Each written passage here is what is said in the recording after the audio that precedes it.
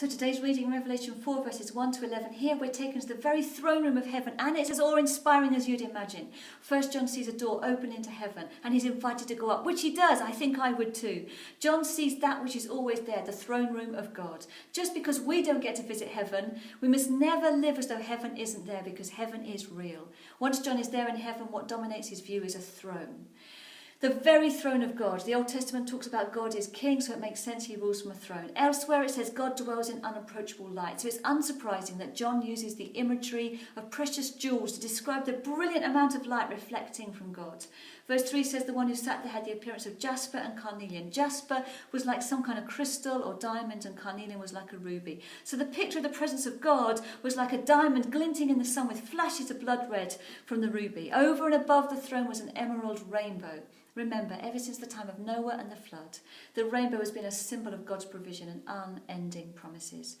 John then begins to describe what's around the throne and talks about 24 other thrones upon which were seated 24 elders. Now, we won't know until we get there who the 24 elders actually are. But Bible scholars think it might be the 12 patriarchs of Israel and the 12 apostles, bringing together the whole picture of the Old Testament and the New Testament, all the people of God before and after Christ. They're dressed in white, symbolising their purity, with golden crowns to symbolise their royalty. Alongside what John could see, he begins to describe what he can hear. Rumblings and peals of thunder in verse 5, not dissimilar to Moses' experience of God's glory coming on Mount Sinai. Then verse 6 talks about before the throne was something that looked like a sea of glass, clear as crystal. At the time of John writing, glass wasn't clear like it is today. And while still being reflective, it was dark in colour, hence why Paul says in 1 Corinthians 13, now we see through a glass darkly. So glass as clear as crystal would have been extremely expensive and difficult to acquire, but it would have reflected all the light and glory of the one sitting on the throne. Now at this point in the passage it starts to get a bit weird, moving on to the four living creatures. It seems there's some kind of order of angelic beings whose task is to guard the heavenly throne and lead in worship and adoration of God day and night. They're covered in eyes, meaning nothing escapes their attention. They were all different and stood for the strongest, wisest, noblest and highest of all types of creation.